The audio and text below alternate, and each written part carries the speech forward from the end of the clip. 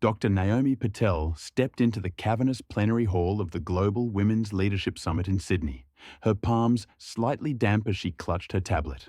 The room's glass walls offered sweeping views of the harbour at sunset, sailboats drifting beneath the Opera House's sails. Yet inside, the atmosphere was taut with anticipation. Hundreds of delegates in tailored jackets and silk scarves whispered over name badges from over 80 nations. Behind the bespoke podium, a triple-screen display glowed with the summit's logo, a stylized Southern Cross cradled by outstretched hands. Naomi had earned her place on this stage through years of pioneering climate resilience research in the Pacific Islands. Her TED-style talk, titled Rising Seas, Rising Voices, was slated for the summit's closing session, an honor marking her as one of the event's most inspiring speakers. She felt the familiar pull of nerves and pride as she navigated the aisles toward the green room, where the final presenters often made last-minute rehearsals. But when she arrived, the green room's double doors were swung shut. Two summit organizers, James, the burly operations director, and Claire, the lead programming manager, stood between her and the stage, their expressions unreadable. Claire tapped her clipboard. "Dr. Patel," she said, voice calm but final. "We need to talk about your presentation." Naomi offered a courteous smile. "Of course. Just let me in to run through my slides." She lifted the tablet, the first slide shimmering. A time-lapse of Pacific Atoll shorelines disappearing into rising tides. James folded his arms. "We've reviewed your content," he said. "Some of your data conflicts with the summit's sponsor messaging. We can't have you contradicting the official narrative on stage." His tone brooked no argument. Claire stepped closer, lowering her voice. "We'll arrange a private webcast for your research later tonight," she added, pocketing the tablet. "But for the live audience, we need to remove you from the speaking roster. I'm sorry." Naomi's throat tightened. The closing session was the summit's pinnacle, when speakers catalyzed change for an audience of global leaders. Without her voice on that stage, her findings on threatened island communities might vanish into the sea of policy briefs. "Please," she said, voice steady though her heart pounded. "My talk matters now, right here and now, more than ever." She stepped forward, but James placed a hand on Naomi's shoulder, gently but firmly. "Stage is closed," he said, nodding toward the heavy doors. "We'll notify you of the webcast details." As the doors clicked shut behind Claire, Naomi found herself alone in the hallway. The distant murmur of applause and closing session music swelled through the wood-paneled walls. She pressed her forehead to the cool surface, the echo of the summit's grand lobby beyond her reach. Sunset light slanted across the polished floor, painting her shadow long and solitary. With her tablet tucked under her arm, Naomi drew a deep breath. Locked out of the hall, she would no longer wait for permission. If the summit wouldn't give her a platform, she would find another way to project her voice, and by closing time, the world would be listening. That evening, as the summit's gala reception shimmered behind its glass walls, Dr.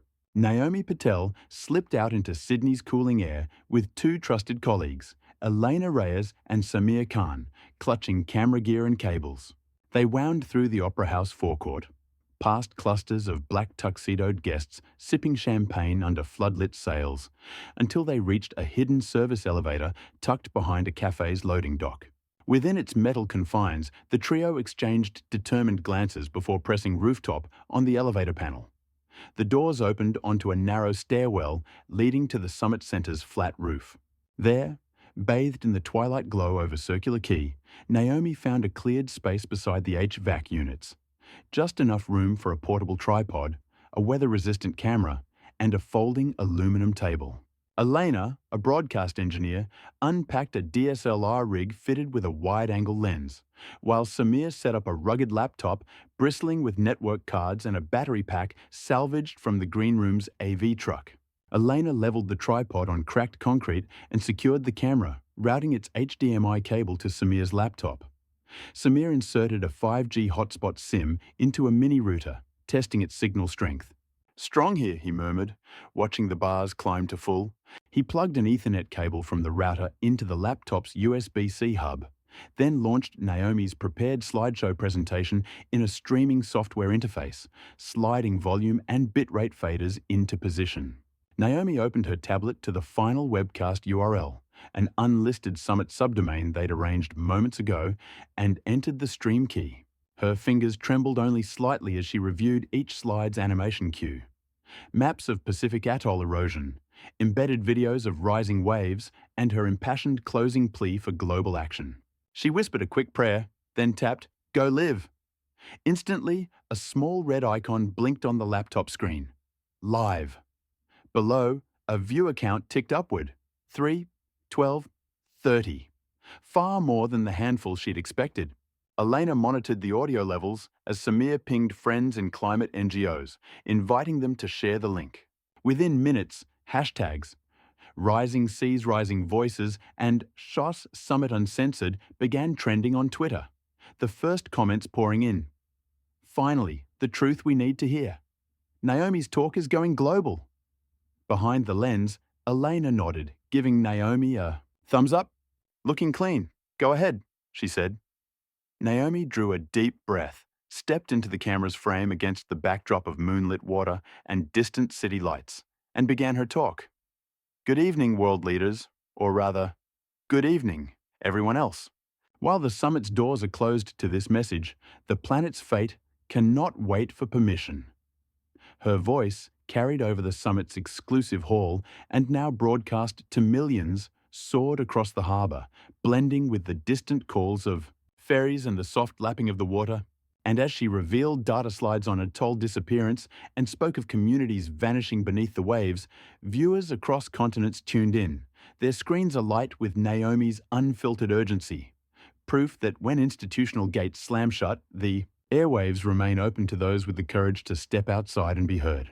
Sprosit ChatGPT late into the night, the rooftop above Circular Quay had become a command centre for a global wake-up call. Dr. Naomi Patel's livestream attracted viewers by the tens of thousands across every inhabited continent.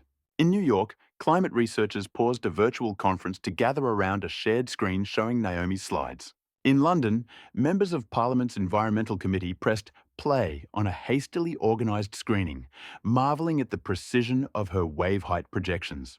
In Suva, Fiji, radio stations interrupted music programs to broadcast Naomi's urgent message to island communities already bracing for king tide inundations.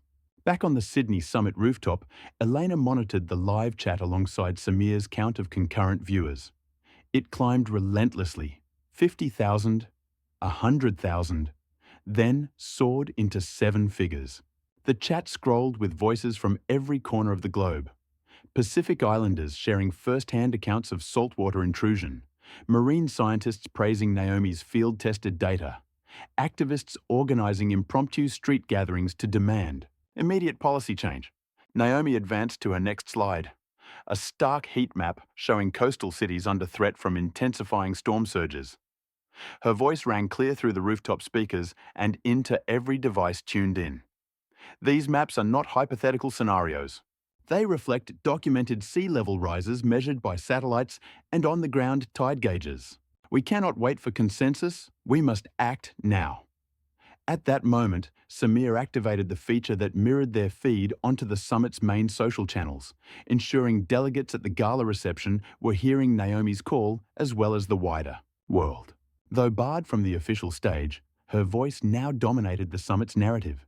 She paused, letting the weight of the maps settle in each viewer's mind, then played a brief montage of footage. Flooded streets in Jakarta, uprooted mangroves in the Solomon Islands, and children wading through knee-deep brackish water in Bangladesh. Her narration wove through the images. When the lungs of our coasts are erased by salt, we all breathe more heavily. This is not isolated, it is universal. Behind her, the Opera House sails and harbour bridge loomed in silhouette, as if acknowledging the gravity of her words. Elena gave Naomi a subtle nod, and Naomi pressed on to her closing challenge. Leaders at this summit have the power to commit to rapid emissions cuts and fund adaptive infrastructure today. Delay means lives lost tomorrow.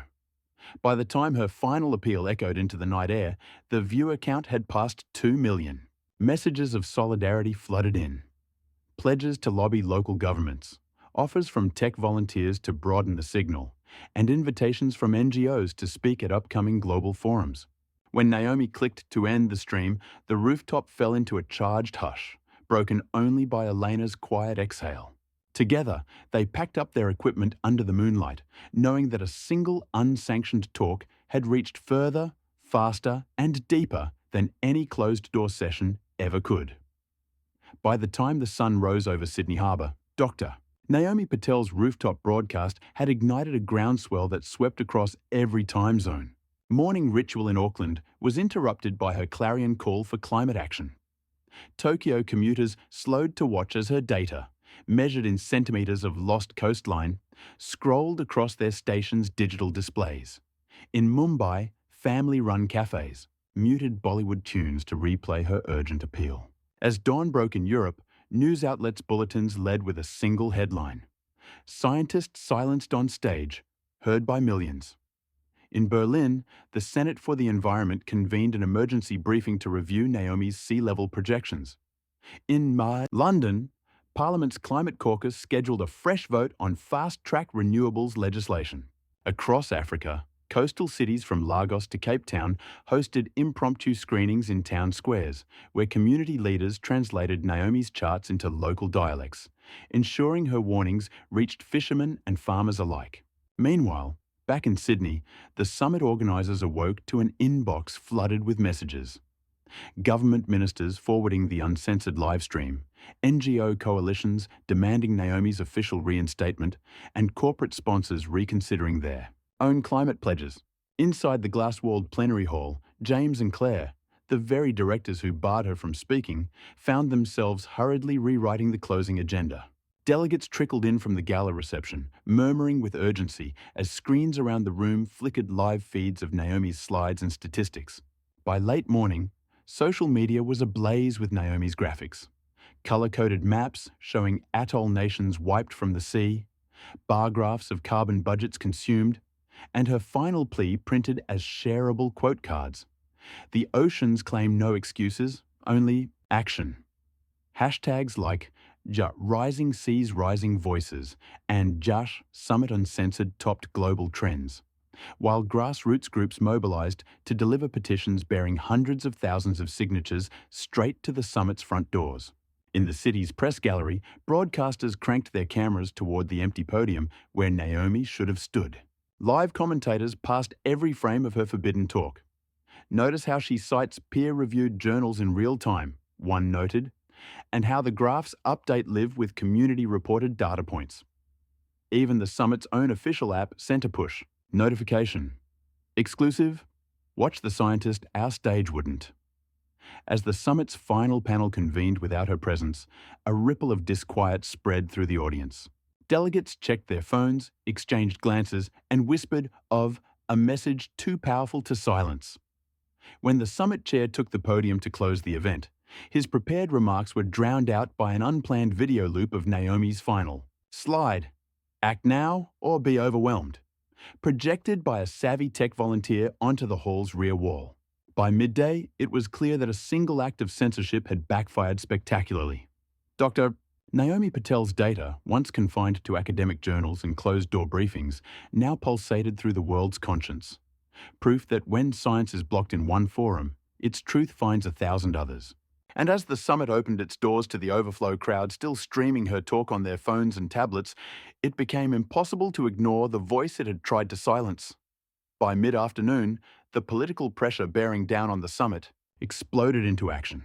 The New South Wales Minister for the Environment, Eleanor Grant, issued an urgent public statement condemning the censorship of Dr. Patel's presentation and calling for an immediate special session. Within an hour, the summit's grand plenary hall was cleared of its scheduled panel to make room for a climate accountability forum. Delegates and press crowded the floor, QR codes for Naomi's slides projected onto sidewall screens. Minister Grant, flanked by senior advisors and climate scientists, stepped to the reopened podium. She held up her phone, displaying Naomi's final plea. "The oceans claim no excuses, only action," and declared, "This summit cannot conclude without her voice. We will hear Dr. Naomi Patel now, in full." A ripple of applause swept the chamber as Grant's aides handed Naomi a replacement clicker and escorted her to center stage. Naomi ascended the red circle platform to thunderous cheers. She paused, scanning the expectant faces of international leaders, NGO heads, and youth delegates perched on the dais.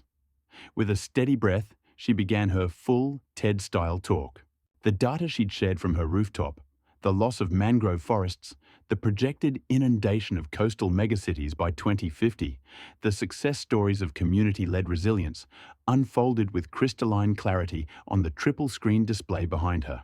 As she guided the audience through case studies of island nations losing lives and livelihoods, her voice carried both urgency and hope.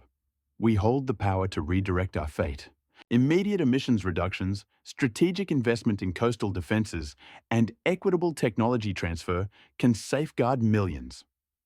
Delegates followed her every word, eyes riveted, taking notes on tablets and tapping their phones to record key sound bites. When Naomi delivered her closing call to action, an appeal for legally binding carbon budgets tied to enforceable sanctions, the hall erupted in standing ovations.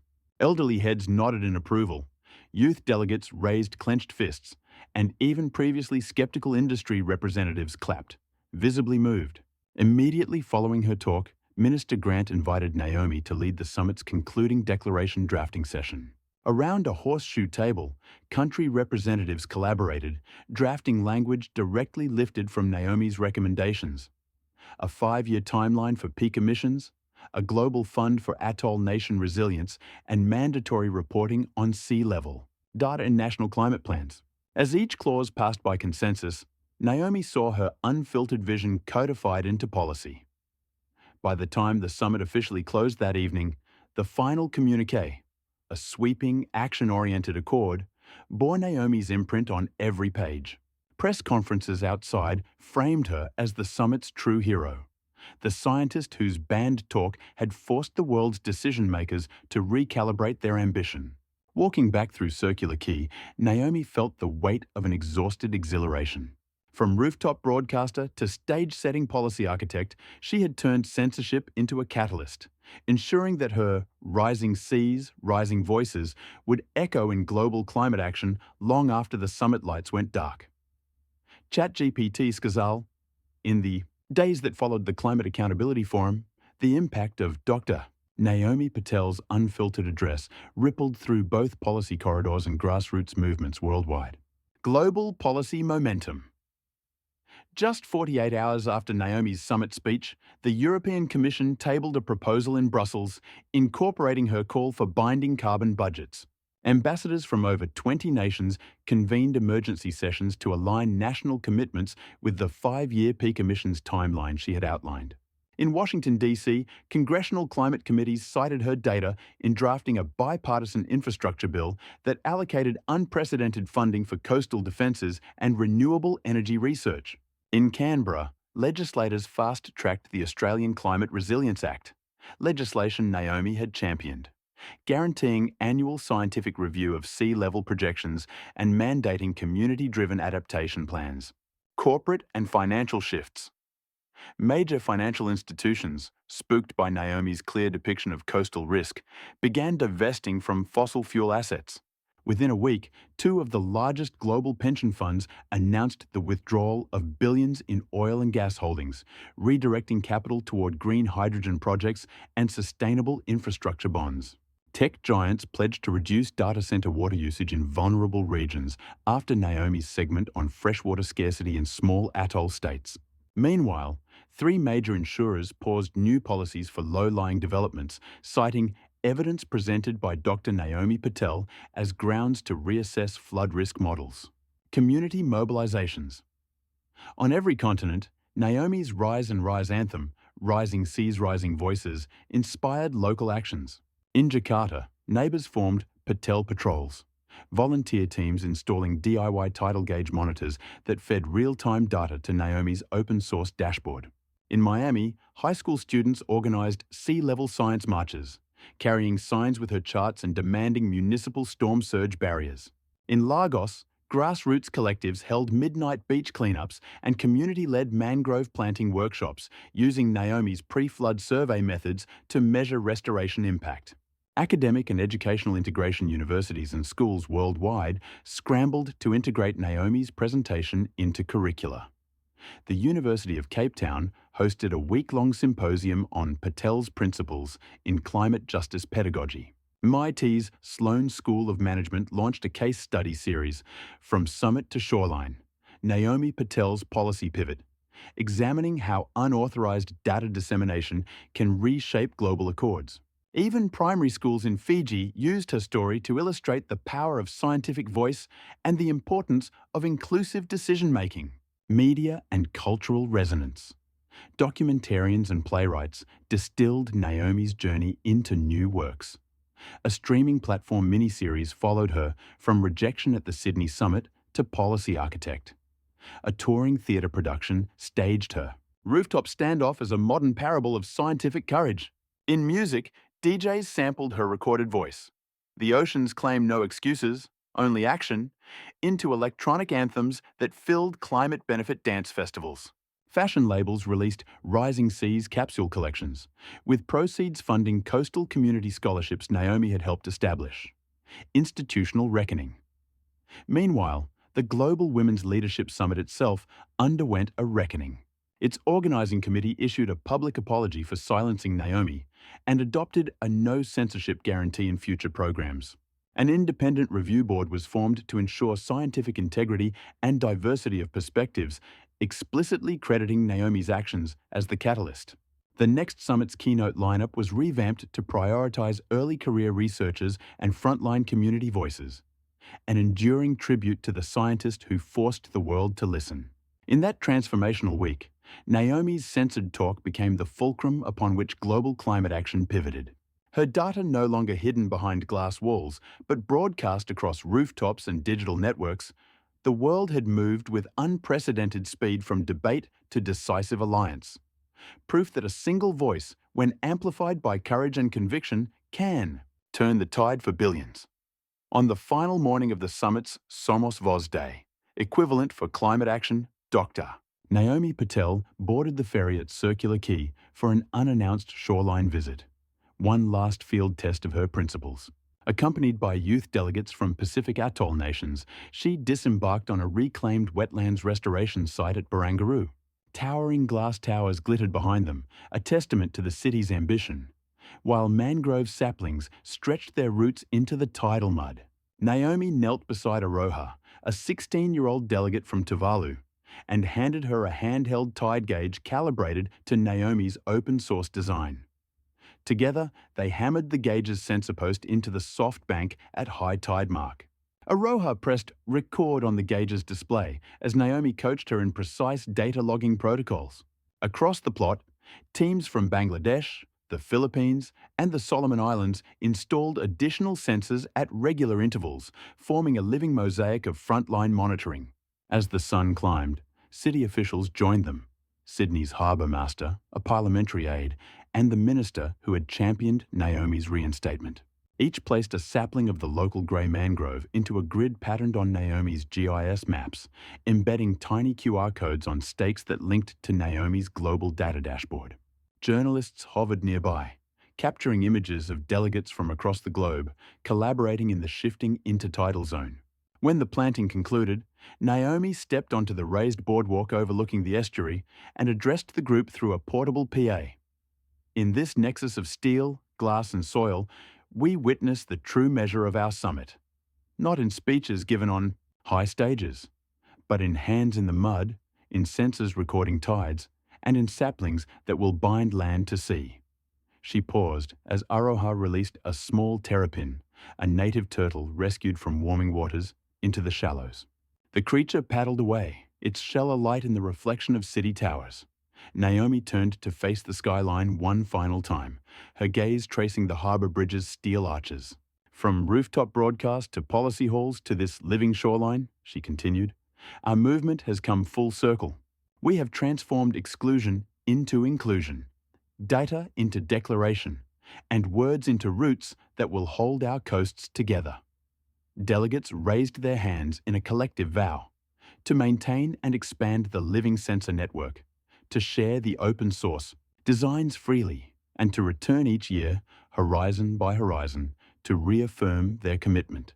As the ferry carried Naomi and the delegates back across the glittering water, the morning light revealed hundreds of new mangrove saplings lining the reclaimed shore, each one a promise, each sensor a sentinel.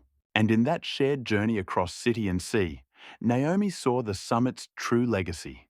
Not a communique locked in conference archives, but a living, breathing testament to global unity in the face of rising tides. Spross it ChatGPT.